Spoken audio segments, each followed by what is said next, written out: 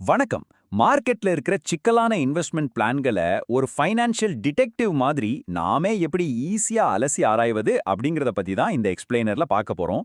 வாங்க ஸ்ட்ரைட்டா கண்டென்ட்டுக்குள்ள போயிடலாம். சரி, முதல்ல இந்த ஒரு விஷயத்துல இருந்து ஆரம்பிப்போம். நம்ம எல்லாருக்குமே அடிக்கடி சில ரேண்டம் கால்ஸ் வரும்.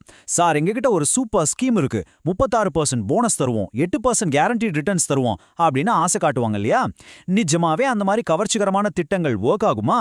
அதை எப்படி நாமே சுயமா செக் பண்ணி உண்மையை கண்டுபிடிக்கிறது? இத பத்தி தான் இன்னைக்கு நம்ம டீட்டெயிலா பார்க்க போறோம்.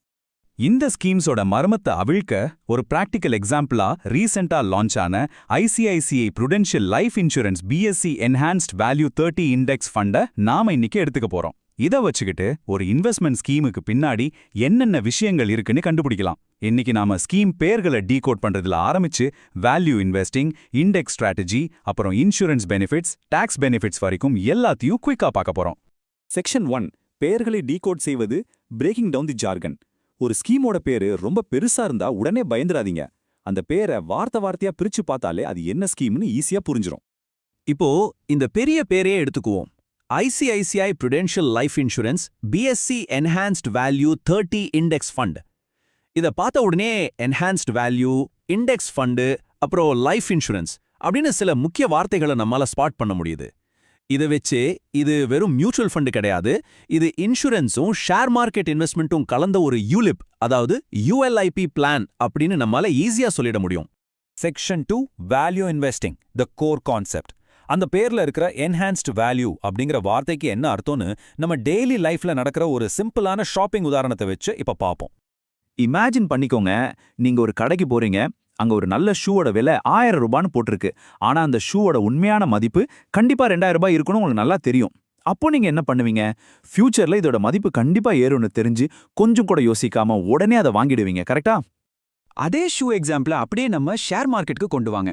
வேல்யூ இன்வெஸ்டிங் அப்படிங்கிறதும் இதுதான்.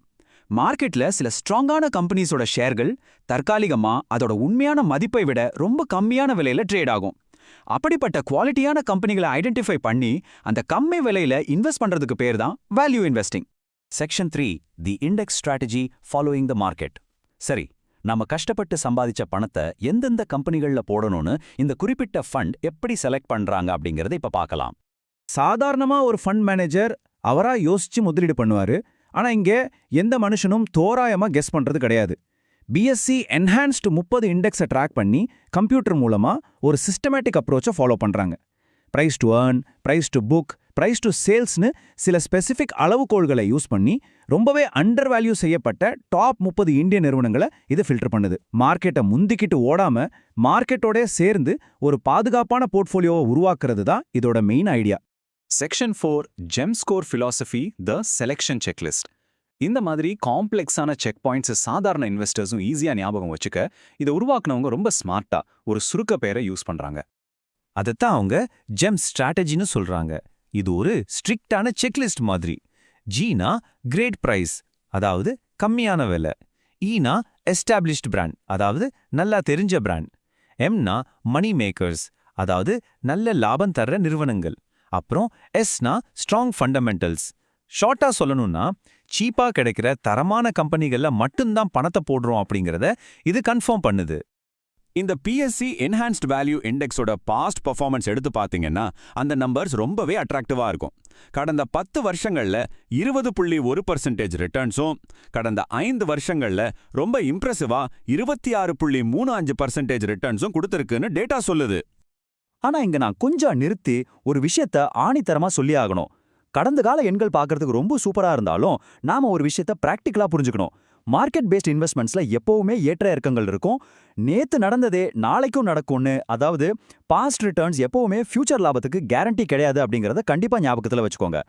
Section 5, insurance and investment, the dual benefit system.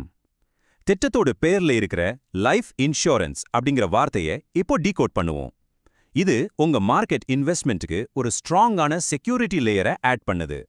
இதுக்கான பேசிக் கணக்கு ஒரு 10x மல்டிப்ளையர். அதாவது நீங்க வருஷத்துக்கு 1 லட்சம் ரூபாய் பிரீமியம் கட்டுறீங்கன்னா உங்களுக்கான லைஃப் கவரேஜ் உடனே 10 லட்சமா மாறிடும். இதுதான் அந்த 10 மடங்கு பெனிஃபிட். இங்க இருக்கிற டைம்லைனை பாத்தீங்கன்னா இந்த பிரீமியம் தள்ளுபடி பெனிஃபிட் எப்படி ஒர்க் ஆகுதுன்னு தெளிவா புரியும். ஒருவேளை முதலீடு செஞ்ச 3வது வருஷத்துல எதிர்பாராத விதமா ஏதாவது துயர சம்பவம் நடக்குதுன்னு வச்சுப்போம். உங்க குடும்பத்துக்கு அந்த 10 லட்சம் ரூபாய் கவரேஜ் அமௌண்ட் உடனே கிடைச்சிடும். அதோட நிக்காம நீங்க கட்ட வேண்டிய மீதி வருஷத்துக்கான பிரீமியம் எல்லாத்தையும் கம்பெனியே ஏத்து கட்டிடும். கடைசியா 10வது வருஷம் ஸ்கீம் மெச்சூர் ஆகும்போது உங்க நாமினிக்கு அந்த முழு மெச்சூரிட்டி தொகையும் கிடைக்கும். அந்த நேரத்துல பசங்களோட படிப்பு இல்லனா லோன் மாதிரி செலவுகளை சமாளிக்க இது ரொம்பவே உதவியா இருக்கும்.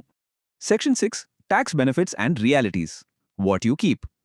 இது உங்க டாக்ஸ் பிளானிங்ல எப்படி செட் ஆகுதுன்னு பார்ப்போம். இன்வெஸ்ட்மெண்ட்ல இருந்து வர்ற லாபம் எவ்வளவு முக்கியமோ அதே அளவுக்கு வரிகளை மிச்சப்படுத்தி பணத்தை நம்ம பாக்கெட்ல தக்க வைக்கிறதும் ரொம்ப ரொம்ப முக்கியம் இல்லையா?